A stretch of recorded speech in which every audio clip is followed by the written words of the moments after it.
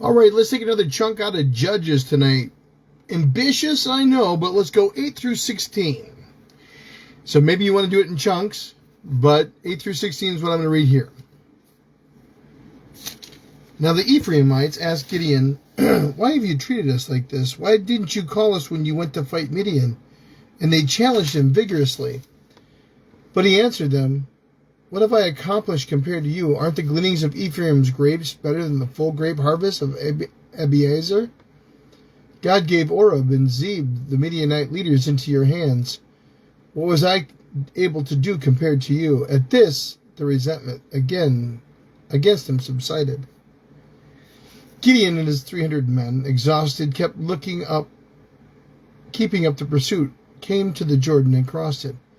He said to the men of Succoth, "Give my troops some bread. They are worn out, and I'm still pursuing Zebah and Zalmunna, the kings of Midian."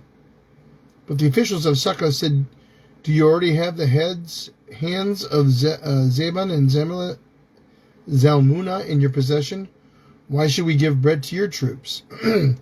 Then Gideon replied, "Just for that, when the Lord has given Zebah and Zalmunna into my hand, I will tear your flesh with desert thorns and briars."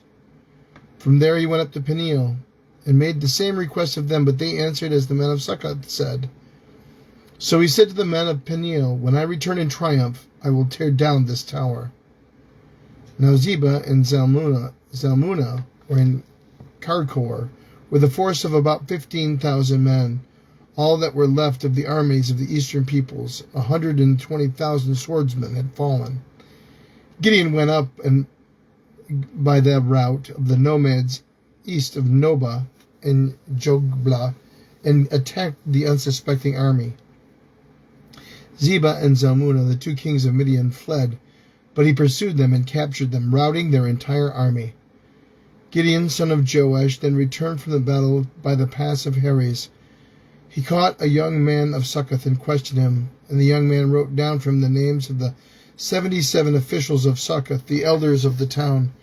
Then Gideon came out and said to the men of Succoth, "Here are Zebah and Zalmunna, about whom you taunted me by saying, 'Do you already have the hands of Zebah and Zalmunna in your possession? Why should we give your bread to your exhausted men?'" He took the elders of the town and taught the men of Succoth a lesson by punishing them with desert thorns and briars. He also pulled down the tower of Peniel and killed the men of the town. Then he asked Zebah and Zalmunna, "What kind of men did you kill at Tabor?" "Men like you," they answered. Each one has the bearing of a prince. Each one with the bearing of a prince. Gideon replied, "Those were my brothers, the sons of my own mother. As surely as the Lord lives, if you had spared their lives, I would not kill you." Turning to Jether, his oldest son, he said, "Kill them." But Jether did not draw a sword because he was only a boy and was afraid. Zebah and Zalmunna said, "Come do it yourself. As is the man, so is his strength." So Gideon stepped forward and killed them, and took the ornaments off their camels' necks. The Israelites said to Gideon, "Rule over us, you, your son, and your grandson, because you have saved us from the hand of Midian." But Gideon told them, "I will not rule over you, nor will my son rule over you. The Lord will rule over you," he said. "I do have one request, that each of you give me an earring from your share of the plunder." It was the custom of the Ishmaelites to wear gold earrings. They answered, "We will be glad to give them." So they spread out a garment, and each of them threw a ring from his own plunder into it. The weight of the gold rings he asked for came to 1,700 shekels, not counting the ornaments, the pendants, and the purple garments worn by the king of Midian, or the chains that were on their camels' necks. Gideon made the gold into an ephod, and he placed it in Orpah in his town. All Israel prostituted themselves by worshiping it there, and it became a snare to Gideon and his family. Thus Midian was subdued before the Israelites and did not raise its head again. During Gideon's lifetime, the land had peace for 40 years. Jerubbaal, son of Joash, went back home to live. He had 70 sons of his own, for he had many wives. His concubine, who lived in Shechem, also bore him a son, whom he named Abimelech. Gideon, son of Joash, died at a good old age, and was buried in the tomb of his father Joash in Orpah of the Abirazites.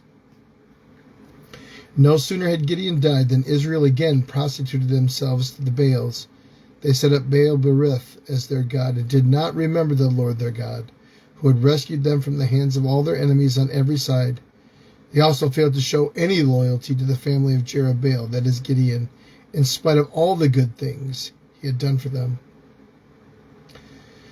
Abimelech, son of Jerubbaal, went to his mother's brothers in Shechem and said to them and all of his mother's clan, "Ask all the citizens of Shechem, which is better for you, to have 70 of Jerubbaal's sons rule over you, or just one man? Remember, I am your flesh and blood." When the brothers repeated all this to the citizens of Shechem, they were inclined to follow Abimelech, for they said, "He is related to us." They gave him 70 shekels of silver from the temple of Baal-berith, and Abimelech used it to hire reckless scoundrels who became his followers. He went to his father's home in Orpah and on one stone murdered his 70 brothers, the sons of Jerubbaal. But Jotham, the youngest son of Jerubbaal, escaped into hiding.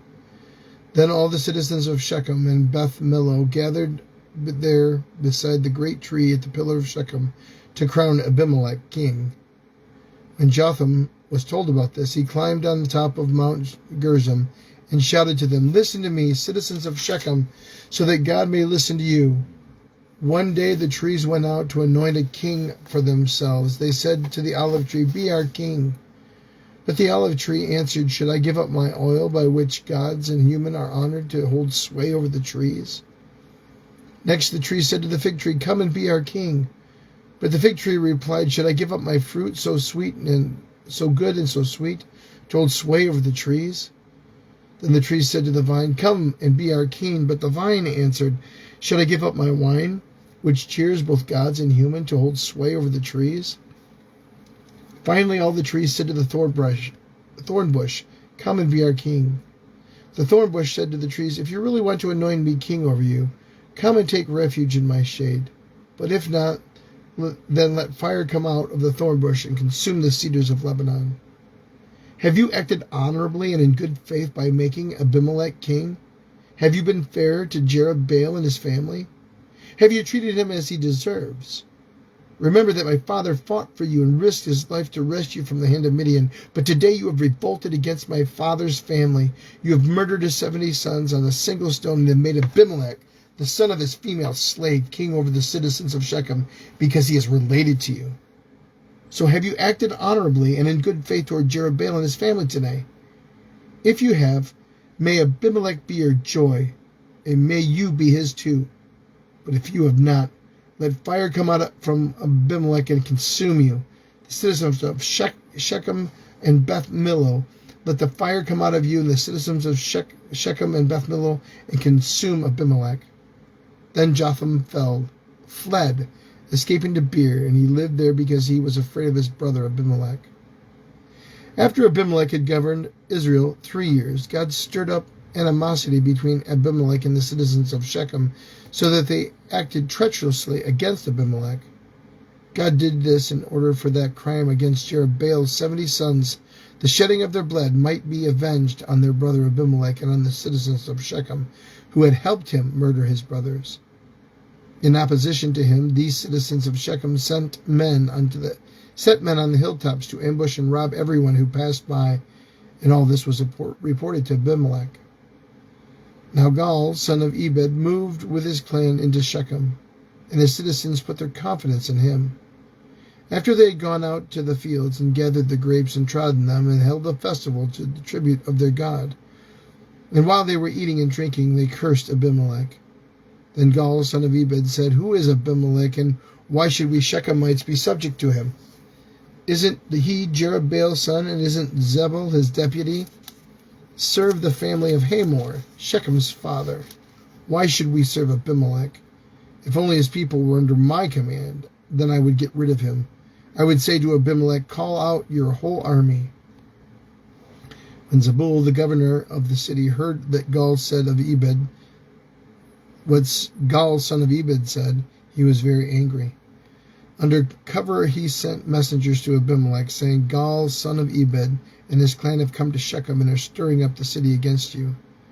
Now then, during the night, you and your men should come and lie in wait in the fields. In the morning at sunrise, advance against the city. When Gaul and his men come out against you, seize the opportunity to attack them." So Abimelech and all his troops set out by night and took up concealed positions near Shechem in 4 companies. Now Gaul, son of Ebed, had gone out and was standing at the entrance of the city just as Abimelech and his troops came out of their hiding place. When Gaul saw them, he said to Zebul, "Look, people are coming down from the tops of the mountains." Zebul replied, You mistake the shadows of the mountains for men." But Gaul spoke up again, "Look, people are coming down from the central hill, and a company is coming from the direction of the diviner's tree." Then Zebul said to him, "Where is your big talk now? You who said, 'Who is Abimelech, and what should we be subject to him?' Aren't these the men you ridiculed? Go out and fight them." So Gaul led out the citizens of Shechem and fought Abimelech. Abimelech chased him all the way to the entrance of the gate, and many were killed as they fled. Then Abimelech stayed in Arumah, and Zebul drove Gaul and his clan out of Shechem. The next day the people of Shechem went out to the fields, and this was reported to Abimelech. So he took his men, divided them into 3 companies, and set an ambush in the fields. When he saw the people coming out of the city, he rose to attack them. Abimelech and the companies with him rushed forward to a position at the entrance of the city gate. Then 2 companies attacked those in the fields and struck them down. All that day Abimelech pressed his attack against the city until he captured it and killed its people. Then he destroyed the city and scattered salt over it. On hearing this, the citizens in the tower of Shechem went into the stronghold of the temple of El-Berith. When Abimelech heard that they had assembled there, he and his men went to Mount Salmon. He took an axe and cut off some branches, and he lifted it onto his shoulders. He ordered the men with him, "Quick, do what you have seen me do." So all the men cut branches and followed Abimelech. They piled them against the stronghold and set it on fire with the people still inside. So all the people of the tower of Shechem, about 1,000 men and women, also died. Next Abimelech went to Thebez and besieged it and captured it. Inside the city, however, was a strong tower to which all the men and women and the people of the city had fled. They had locked themselves in and climbed up on the tower roof. Abimelech went to the tower and attacked it, but as he approached the entrance to the tower to set it on fire, a woman dropped an upper millstone on his head and cracked his skull. Hurriedly he called out to his armor-bearer, "Draw your sword and kill me so that it can't be said a woman killed him." So a servant ran him through and he died. When the Israelites saw that Abimelech was dead, they went home. Thus God repaid the wickedness of Abimelech had done to his father by murdering his 70 brothers. God also made the people of Shechem pay for their wickedness. The curse of Jotham, son of Jerubbaal, came upon them. Chapter 10. After the time of Abimelech, a man of Issachar named Tola, son of Puah, the son of Dodo, rose to save Israel. He lived in Shamir in the hill country of Ephraim. He led Israel 23 years, then he died and was buried in Shamir. He was followed by Jar of Gilead, who led Israel 22 years. He had 30 sons who rode 30 donkeys.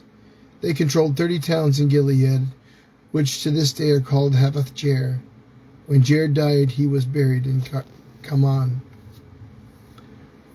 Again, the Israelites did evil in the eyes of the Lord. They served the Baals and Asheroths, and the god of Aram, the gods of Sidon, the gods of Moab, the gods of the Ammonites, the gods of the Philistines. And because the Israelites forsook the Lord and no longer served him, he became angry with them. He sold them into the hands of the Philistines and the Ammonites, who that year shattered and crushed them. For 18 years they oppressed all the Israelites on the east side of the Jordan in Gilead, the land of the Amorites. The Ammonites also crossed the Jordan to fight against Judah, Benjamin, and Ephraim. Israel was in great distress.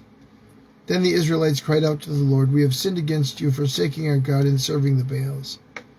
The Lord replied, "When the Egyptians, the Amorites, the Ammonites, the Philistines, the Sidonians, the Amalekites, and the Moabites oppressed you, and you cried out to me for help, did I not save you from their hands? But you have forsaken me and served other gods, so I will no longer save you. Go and cry out to the gods you have chosen. Let them save you when you are in trouble." But the Israelites said to the Lord, "We have sinned. Do with us whatever you think best, but please rescue us now." Then they got rid of the foreign gods among them and served the Lord, and he could bear Israel's misery no longer. When the Ammonites were called to arms and camped in Gilead, the Israelites assembled and camped at Mizpah. The leaders of the people of Gilead said to each other, "Whoever will take the lead in attacking the Ammonites will be the head over all who live in Gilead." Chapter 11. Jephthah the Gileadite was a mighty warrior. His father was Gilead. His mother was a prostitute. Gilead's wife also bore him sons, and when they were grown up, they drove Jephthah away. "You are not going to inherit. You're not getting any inheritance in our family," they said, "because you are the son of another woman." So Jephthah fled from his brothers and settled in the land of Tob, where a gang of scoundrels gathered around him and followed him. Some time later, when the Ammonites were fighting against Israel, the elders of Gilead went to Jephthah from the land of Tob. "Come," they said, "be our commander so we can fight the Ammonites." Jephthah said to them, "Didn't you hate me and drive me from my father's house? Why do you come to me now when you're in trouble?" The elders of Gilead said to him, "Nevertheless, we are turning to you now. Come with us to fight the Ammonites, and you will be the head over all of us who live in Gilead." Jephthah answered, "Suppose you take me back to fight the Ammonites, and the Lord gives them to me. Will I really be your head?" The elders of Gilead replied, "The Lord is our witness. We will certainly do as you say." So Jephthah went with the elders of Gilead, and the people made him the head of commander over them, and repeated all these words before the Lord in Mizpah. Then Jephthah sent messengers to the Ammonite king with a question. "What do you have against me that you attack my country?" The king of the Ammonites answered Jephthah's messengers, "When Israel came out of Egypt, they took away my land from Arnon to the Jabbok, all the way to Jordan. Now give it back peaceably." Jephthah sent back messengers to the Ammonite king, saying, "This is what Jephthah says. Israel did not take the land of Moab or the land of the Ammonites. But when they came out of Egypt, Israel went through the wilderness to the Red Sea and on to Kadesh. Then Israel sent messengers to the king of Edom, saying, 'Give us permission to go through your country.' But the king of Edom would not listen. They also sent to the king of Moab, but he refused. So Israel stayed in Kadesh. Next they traveled through the wilderness, skirted the lands of Edom and Moab, and passed along the eastern side of the country of Moab, and camped on the other side of the Arnon. They did not enter the territory of Moab, for the Arnon was its brother. Then Israel sent messengers to Sihon, king of the Amorites, who ruled in Heshbon, and said to him, 'Let us pass through your country to our own place.' Sihon, however, did not trust Israel to pass through his territory. He mustered his troops and encamped at Jahaz and fought with Israel. Then the Lord, the God of Israel, gave Sihon and his whole army into Israel's hands, and they defeated them. Israel took over the land from the Amorites who lived in that country, capturing all of it from the Arnon to the Jabbok, from the desert to the Jordan. Now since the Lord, the God of Israel, had driven the Ammonites out before the people of Israel, what right do you have to take it over? Will you not take what your God Chemosh gives you? Likewise, whatever the Lord our God has given us, we will possess. Are you any better than Balak, son of Zippor, king of Moab? Did he ever quarrel with Israel or fight with them? For 300 years Israel accompanied Heshbon and Aroer, the surrounding settlements, and all the towns along the Arnon. Why didn't you retake them during that time? I have not wronged you, but you are doing me wrong by waging war against me. Let the Lord, the judge, decide the dispute this day between Israel and the Ammonites." The king of Ammon, however, paid no attention to the message of Jephthah sent him. Then the Spirit of the Lord came on Jephthah. He crossed Gilead and Manasseh, passed through Mizpah of Gilead, and from there he advanced against the Ammonites. And Jephthah made this vow to the Lord, "If you give the Ammonites into my hands, whatever comes out of the door of my house to meet me when I return in triumph from the Ammonites will be the Lord's, and I will sacrifice it as a burnt offering." Then Jephthah went over to fight the Ammonites, and the Lord gave them into his hands. He devastated 20 towns from Aurora to the vicinity of Minath, as far as Abel Kiriam. Thus Israel subdued Ammon. When Jephthah returned to his home in Mizpah, who should come out to meet him but his daughter, dancing to the sound of timbrels? She was an only child. Except for her, he had neither son nor daughter. When he saw her, he tore his clothes and cried, "Oh no, my daughter, you have brought me down, and I am devastated. I made a vow to the Lord that I cannot break." "My father," she replied, "you have given your word to the Lord. Do to me just as you promised, now that the Lord has avenged you of your enemies and the Ammonites. But grant me this one request," she said. "Give me 2 months to roam the hills and weep with my friends, because I will never marry." "You may go," he said, and he let her go for 2 months. She and her friends went into the hills and wept because she would never marry. After the 2 months, she returned to her father, and he did to her just as he had vowed, and she was a virgin. From this comes the Israelite tradition that each year the young women of Israel go out for 4 days to commemorate the daughter of Jephthah, the Gileadite. Chapter 12. The Ephraimite forces were called out, and they crossed over to Zaphon. They said to Jephthah, "Why did you go fight the Ammonites without calling us to go with you? We're going to burn your house down over your head." Jephthah answered, "I and my people were engaged in a great struggle with the Ammonites, and though I called, you did not save me out of their hands. When I saw that you wouldn't help, I took my life in my hands and crossed over to fight the Ammonites, and the Lord gave me the victory over them. Now why have you come up today to fight me?" Jephthah had then called together the men of Gilead and fought against Ephraim. The Gileadites struck them down because the Ephraimites had said, "You Gileadites are renegades from Ephraim and Manasseh." The Gileadites captured the fords of the Jordan leading to Ephraim, and whenever a survivor of Ephraim said, "Let me cross over," the men of Gilead asked him, "Are you an Ephraimite?" If he said no, they said, "All right, say Shibboleth." If he said Sibboleth because he could not pronounce the word correctly, they seized him and killed him on the fords of Jordan. 42,000 Ephraimites were killed at that time. Jephthah led Israel 6 years. Then Jephthah the Gileadite died and was buried in the town in Gilead. After him, Ibzan of Bethlehem led Israel. He had 30 sons and 30 daughters. He gave his daughters away in marriage to those outside his clan, and for his sons he brought in 30 young women as wives from outside his clan. Ibzan led Israel 7 years. Then Ibzan died and was buried in Bethlehem. After him, Elon the Zebulunite led Israel 10 years. Then Elon died and was buried in Ahijan in the land of Zebulun. After him, Abdon, son of Hillel from Pirathon, led Israel.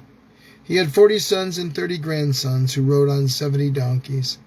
He led Israel 8 years. Then Abdon, son of Hillel, died and was buried at Pirathon in Ephraim in the hill country of the Amalekites. Chapter 13. Again the Israelites did evil in the eyes of the Lord. So the Lord delivered them into the hand of the Philistines for 40 years. A certain man of Zorah named Manoah from the clan of the Danites had a wife who was childless, unable to give birth. The angel of the Lord appeared to her and said, "You are barren and childless, but you are going to become pregnant and give birth to a son. Now see to it that he does not drink, that no wine or other fermented drink, and that you do not eat anything unclean. You will become pregnant and have a son whose head is never to be touched by a razor, because the boy is to be a Nazirite, dedicated to God from the womb. He will take the lead in delivering Israel from the hand of the Philistines." Then the woman went to her husband and told him, "A man of God came to me. He looked like an angel of God, very awesome. I didn't ask him from where he came from, and he didn't tell me his name. But he said to me, 'You will become pregnant and have a son. Now then, drink no wine or other fermented drink, and do not eat anything unclean, because the boy will be a Nazirite of God from the womb until the day of his death.' Then Manoah prayed to the Lord, Pardon your servant, Lord. I beg you to let the man of God you sent to us come again and teach us how to bring up the boy who is to be born." God heard Manoah, and the angel of God came again to the woman while she was out in the field. But her husband, Manoah, was not with her. The woman hurried to tell her husband, "He's here, the man who appeared to me the other day." Manoah got up and followed his wife. When he came to the man, he said, "Are you the man who talked to my wife?" "I am," he said. So Manoah asked him, when your words are fulfilled, what is to be the rule that governs the boy's life and work?" The angel of the Lord answered, "Your wife must do all I have told her. She must not eat anything that comes from the grapevine, nor drink any wine or other fermented drink, nor eat anything unclean. She must do everything I have commanded her." Manoah said to the angel of the Lord, "We would like you to stay until we prepared a young goat for you." The angel of the Lord replied, "Even though you detain me, I will not eat any of your food. But if you prepare a burnt offering, offer it to the Lord." Manoah did not realize that it was an angel of the Lord. Then Manoah inquired of the angel of the Lord, "What is your name, so that we may honor you when the word comes true?" He replied, "Why do you ask my name? It is beyond understanding." Then Manoah took a young goat, together with the grain offering, and sacrificed it on a rock to the Lord. And the Lord did an amazing thing. While Manoah and his wife watched as the flame blazed up from the altar toward heaven, the angel of the Lord ascended in the flame. Seeing this, Manoah and his wife fell with their faces to the ground. When the angel of the Lord did not show himself again to Manoah and his wife, Manoah realized that it was an angel from the Lord. "We are doomed to die," he said to his wife. "We have seen God." But his wife answered, "If the Lord had meant to kill us, he would not have accepted a burnt offering and grain offering from our hands, nor shown us all these things, or now told us this." The woman gave birth to a boy and named him Samson. He grew, and the Lord blessed him. And the Spirit of the Lord began to stir in him while he was in Mahanaim, between Zarah and Eshtaol. Chapter 14. Samson went down to Timnah and saw there was a young Philistine woman. When he returned, he said to his father and mother, "I have seen a Philistine woman in Timnah. Now get her for me as my wife." His father and mother replied, "Isn't there an acceptable woman among your relatives or among our own people? Must you go to the uncircumcised Philistines to get a wife?" But Samson said to his father, "Get her for me. She is the right one for me." His parents did not know that this was from the Lord, who was to seek an occasion to confront the Philistines, for at that time they were ruling over Israel. Samson went down to Timnah together with his father and mother. As they approached the vineyards of Timnah, suddenly a young lion came roaring toward him. The Spirit of the Lord came powerfully upon him, so that he tore the lion apart with his bare hands, as he might have torn a young goat. But he told neither his father nor his mother what he had done. Then he went down and talked with the woman, and he liked her. Some time later he went back to marry her. He turned aside to look at the lion's carcass, and in it he saw a swarm of bees and some honey. He scooped out the honey with his hands and ate it as he went along. When he had rejoined his parents, he gave them some, and they too ate it, but he did not tell them where he had taken the honey from the lion's carcass. Now his father went down to see the woman, and there Samson held a feast, as was customary for young men. When the people saw him, they chose 30 men to be his companions. "Let me tell you a riddle," Samson said to them. "If you can give me the answer within 7 days of the feast, I will give you 30 linen garments and 30 sets of clothes. If you can't tell me the answer, you must give me 30 linen garments and 30 sets of clothes." "Tell us your riddle," they said. "Let's hear it," he replied. "Out of the eater, something to eat. Out of the strong, something sweet." For 3 days they could not answer. On the 4th day they said to Samson's wife, "Coax your husband into explaining the riddle for us, or we will burn you and your father's household to death. Did you invite us here to steal our property?" Then Samson's wife threw herself on him, sobbing, "You hate me. You don't really love me. You've given my people a riddle, but you haven't told me the answer. I haven't even explained it to my father or mother, so why should I explain it to you?" She cried the whole 7 days of the feast. So on the 7th day he finally told her because she continued to press him. She in turn explained the riddle to her people. Before sunset on the 7th day the men of the town said to him, "What is sweeter than honey? What is stronger than a lion?" Samson said to them, "If you had not plowed with my heifer, you would never have solved my riddle." Then the Spirit of the Lord came powerfully upon him. He went down to Ashkelon, struck down 30 of their men, stripped them of everything, and gave their clothes to those who had explained the riddle. Burning with anger, he returned to his father's home, and Samson's wife was given to one of his companions who had attended him at the feast. Chapter 15. Later on, at the time of the wheat harvest, Samson took a young goat and went to visit his wife. He said, "I'm going to my wife's room," but her father would not let him in. "I was sure you hated her," he said, "that I have given her to your companion. Isn't her younger sister more attractive? Take her instead." Samson said to them, "This time I have a right to get even with the Philistines. I will really harm them." So he went out and caught 300 foxes and tied them tail to tail in pairs. Then he fastened a torch to every pair of their tails, lit the torches, and let the foxes loose in the standing grain of the Philistines.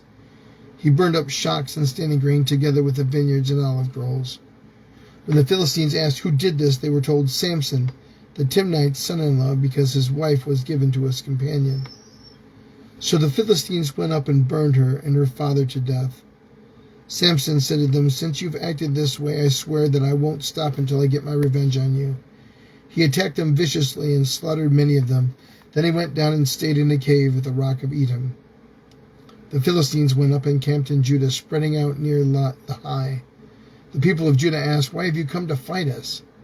"We have come to take Samson prisoner," they answered, "to do to him what he did to us." Then 3,000 men from Judah went down to the cave in the rock of Edom and said to Samson, "Don't you realize that the Philistines are rulers over us? What have you done to us?" He answered, "I merely did to them what they did to me." Then he said to them, We have come to tie you up and hand you over to the Philistines." Samson said, "Swear to me that you won't kill me yourselves." "Agreed," they answered.